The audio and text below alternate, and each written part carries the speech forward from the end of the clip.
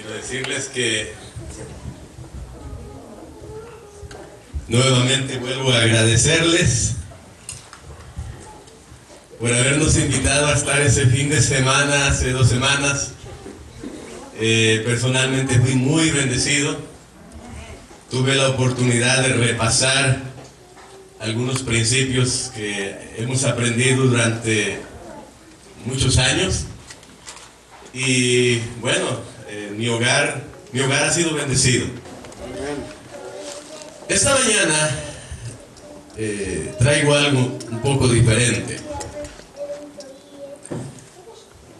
Es muy posible que por la lectura bíblica que se leyó, inmediatamente se concluya que yo voy a pedirles que prediquen el Evangelio. Aunque eso es un mandato divino, un mandato de Cristo, no necesariamente es lo que yo traigo en esta mañana. Quiero comenzar diciéndoles que nuestra iglesia, la Iglesia Adventista del Séptimo Día, tiene cierta preocupación en esto de la predicación del Evangelio. Estamos convencidos de que somos un pueblo que nació de la profecía. Estamos convencidos de que hemos sido llamados como un pueblo especial para anunciar el mensaje que se encuentra en Apocalipsis 14 del 6 al 12.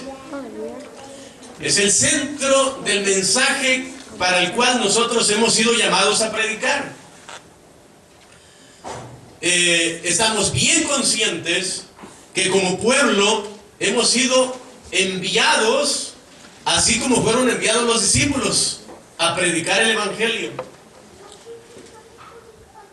Pero la tasa de crecimiento de la iglesia sencillamente no va al par de la siempre creciente población mundial. Es decir, podemos a veces hasta alegrarnos que vamos creciendo, pero las personas que se encargan de este tipo de estadísticas mencionan que aparentemente como iglesia vamos creciendo, pero en porcentaje vamos disminuyendo. Es decir, es posible que vayamos bautizando más y más y se vea como que vamos creciendo, pero van naciendo más personas de las que se van bautizando.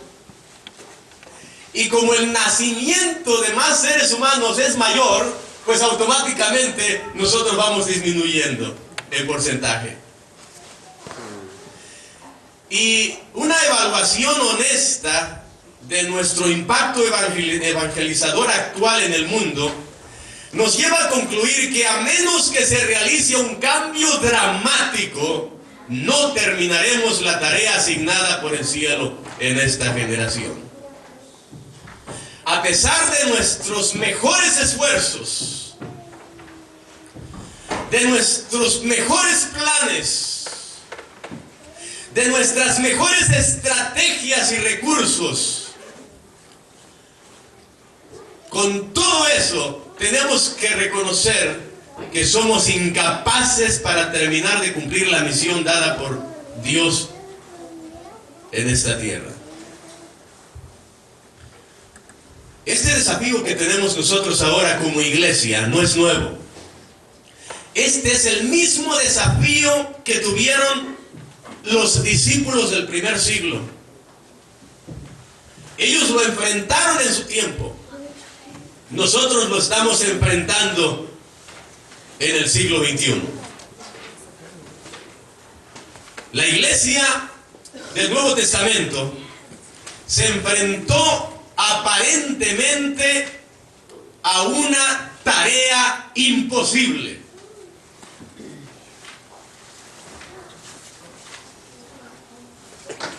Y entonces,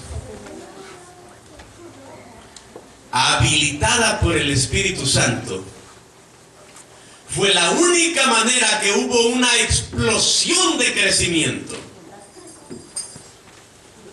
Fue entonces que los primeros cristianos compartieron su fe en todas partes. Llegaron a un punto que Pablo llegó a decir que el evangelio había sido predicado a toda criatura debajo del cielo. Pero para eso, y podemos ir empezando a abrir la palabra de Dios, los que la tienen ahí, los que no, compártanla, y los que no, pues escúchenla. Se dio una instrucción en el libro de los Hechos, en el capítulo 1.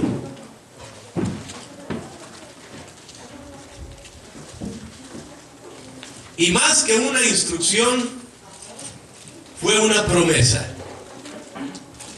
Hechos capítulo 1, en el versículo 4, dice: estando juntos, les mandó que no se fueran de Jerusalén, sino que esperasen la promesa del Padre.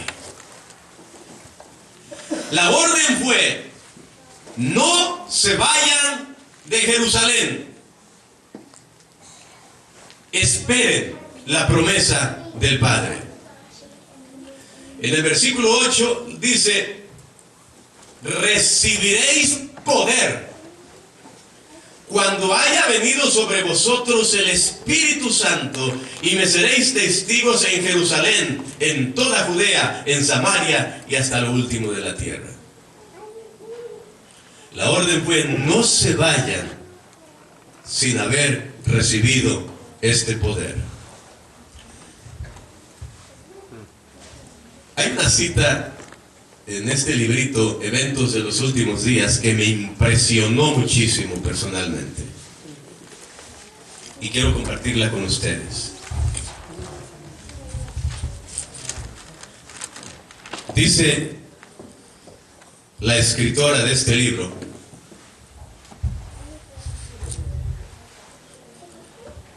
permítame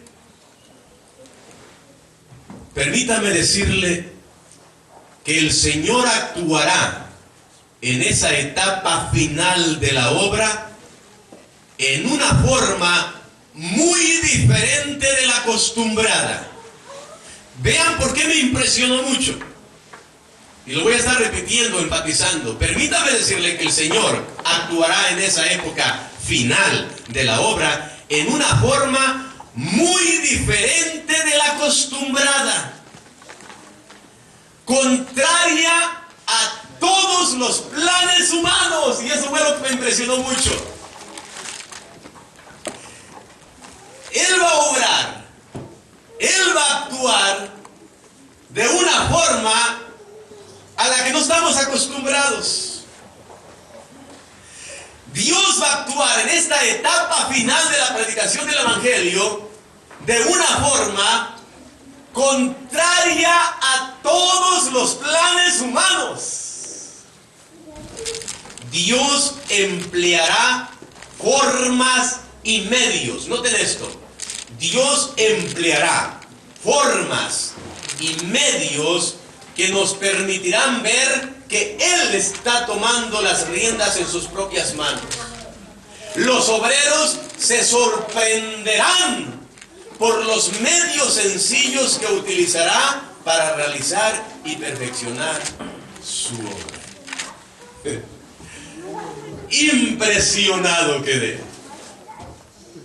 ¿Saben? La que nos espera como pueblo. No nos imaginamos, ni siquiera idea tenemos de lo que nos espera como pueblo. Dios nos va a sorprender con métodos y medios y estrategias que, miren, ni nos han pasado por la mente. Estrategias y métodos que nos vamos a quedar sorprendidos. Y no nos va a quedar otra más que reconocer que es Dios el que está al control. ¿No fue así también al principio? ¿No acaso Dios lo sorprendió de una manera maravillosa? Que la gente misma, cuando Dios decide utilizar el don de lenguas y están en esa reunión, Ahí está en el libro de los Hechos también, en el capítulo 2. Veamos, así poquito. Capítulo 2, versículo 1. Cuando llegó el día de Pentecostés, estaban todos unánimes juntos. Estaban todos unánimes juntos.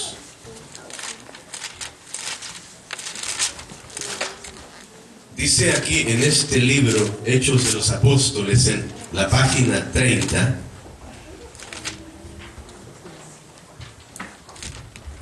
refiriéndose a este acontecimiento que se encuentra en el libro de los Hechos, dice que los discípulos oraron con intenso fervor, pidiendo capacidad para encontrarse con los hombres y en su trato diario hablar palabras que pudieran guiar a los pecadores a Cristo, poniendo aparte toda diferencia, todo deseo de supremacía. Se unieron en estrecho compañerismo cristiano. Los discípulos sentían su necesidad espiritual y clamaban al Señor por la santa unción que los había de hacer idóneos para la obra de salvar almas. Comprendían que el Evangelio había de proclamarse al mundo y demandaban el poder que Cristo había prometido. Y cuando ellos están con ese espíritu, cuando ellos están unidos, dice ahí, unánimes juntos, haciendo a un lado sus diferencias, es decir, no tomándolas en cuenta. Es decir, mira hermano, yo pienso así, tú piensas diferente. Mira, juntémonos aquí aunque pensemos diferente, aunque tengamos ideas diferentes, aunque en algunas cosas no estemos de acuerdo, juntémonos y pidamos el poder que Cristo prometió. Y miren lo que pasó. El versículo 2. De repente Dios lo sorprende, porque así es Dios. Sorprende a los obreros para que se den cuenta que la obra es de Él, la obra no es de seres humanos. Y Él obra de una manera diferente a todas las estrategias y los planes humanos. De repente, dice el texto, vino del cielo un estruendo como de un viento recio que soplaba, el cual llenó toda la casa donde estaban sentados. Y se les aparecieron lenguas repartidas como de fuego, asentándose sobre cada uno de ellos. Y fueron todos llenos del Espíritu Santo. Y comenzaron a hablar en otras lenguas, según el Espíritu les daba que hablasen.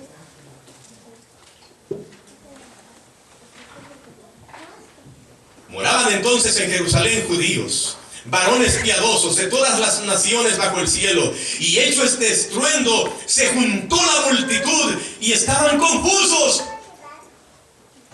porque cada uno les oía hablar en su propia lengua, en su propio idioma.